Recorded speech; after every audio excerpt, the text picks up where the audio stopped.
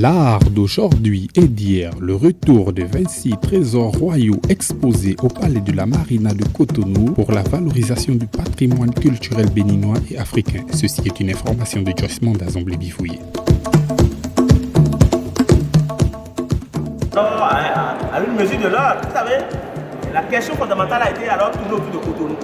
Cotonou, dans la ville dans laquelle nous sommes, qu'on appelait à l'époque Cotonou, a été une ville louée aux Français, une ville commerciale française. Donc les Français faisaient donc de gros bénéfices ici. Mais en retour, ils viennent alors payer des miettes à Sa Majesté. 20 000 francs chaque année étaient payés pour Cotonou. Lorsque Biazet était devenu roi d'attention, bien avant, quelques temps avant son accession au trône, il est allé voir son père pour dire mettons alors maintenant une visibilité sur ce contrat-là. Que dit alors le contrat? Qu'est-ce qui a été donc la quintessence de ce contrat? Vous savez, et donc une fois au côté des Français, les Français ont dit simplement qu'il n'a pas été question d'une location. Mieux encore, ils ont dit qu'il a été question d'une vente. Le roi dit attention, moi, vendre alors la tête de mes aïeux à 20 000 francs.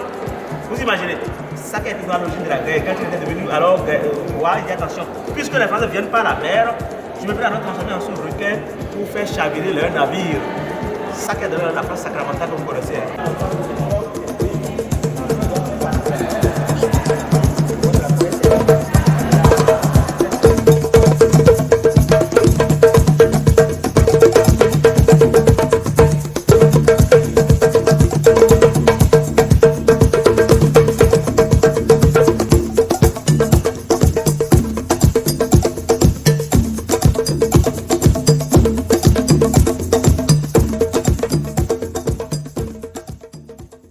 Et là, nous avons en face de nous des assins. Les assins, ce sont des hôtels portatifs érigés pour commémorer les défunts. Et ces assins sont composés de symboles en haut pour rappeler l'activité que menait le défunt de son vivant. Là, nous avons le assin du roi Grélé. Sur son assin, il y a la représentation du Boubassa, qui est son épée de guerre. Cela démontre donc qu'il était un roi conquérant de son vivant. Ici, nous avons des hortagontis. Les hortagontis sont implantés sur le toit des couvents vaudous, de telle sorte que le passant, même à distance, peut remarquer qu'il y a un lieu sacré à côté et également identifier à quelle divinité appartient ce lieu sacré. Là, nous avons le hortagontis de l'ancêtre mythique des Agasouni. Selon la légende, Agassou est né de l'union entre une princesse nommée Aliflono et un léopard, d'autres diront une panthère. Donc c'est l'ancêtre mythique qui a représenté là à travers la vie. Ici nous avons un assin mystérieux. Lorsque vous regardez le symbole, c'est l'emblème du roi Béyoncé. Il était encore vivant lors de la spoliation. Or les assins sont fabriqués pour des morts. Comment a-t-il fait pour avoir un assin de son vivant? À cette question est née une hypothèse. Hypothèse selon laquelle le roi Béyoncé aurait consulté le Fa. Le Fa, c'est la divination. Et le Bokon, on lui aurait dit que cette conquête, il n'allait pas la gagner. Quand même, en tant que fils de Dahomey, il a décidé de mener la conquête. C'est en cela qu'en 1892, il avait quitté le palais, s'était réfugié dans la bourse pour mener la conquête.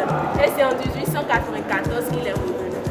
C'est peut-être pendant ces 2 ans d'absence-là que la cour, ne sachant pas si le roi est toujours vivant ou pas, a décidé de fabriquer un assin pour communiquer avec son esprit. L'hypothèse reste à vérifier. Si on maintenant vers la définition.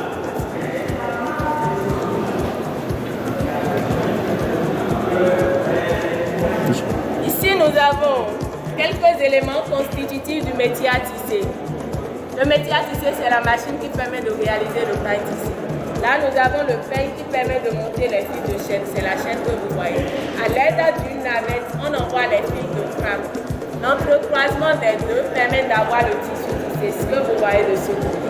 Et ici, vous avez 2 lisses qui normalement sont reliées au pédale du tisserand. Il n'y a pas de pédale là. C'est ça qui facilite l'ouverture pour faire entrer les fils de trame. Et là, vous avez le fuseau qui permettait d'enrouler le bout. Jusqu'à aujourd'hui, ces 2 outils sont encore utilisés par les tisserands au Bénin. Sauf que le peigne en bois n'est plus assez utilisé. C'est des peignes en fait qui sont utilisés aujourd'hui. Le paille tissé est d'origine Yoruba. Là, nous avons une gibecière. C'est le sac des chasseurs en cul qui est d'origine Haoussa. Nous voyons déjà là la présence de 2 groupes socioculturels. voit ici à Oussal. Cela démontre donc que l'art dans le royaume de Lomé est issu de métissage. Ici, nous avons une calebasse gravée. Les calebasses sont utilisées chez nous sans la décoration, bien sûr, comme des ustensiles de cuisine. Mais lorsque c'est décoré comme cela, elle peut être utilisée comme une boîte à bijoux. Également, les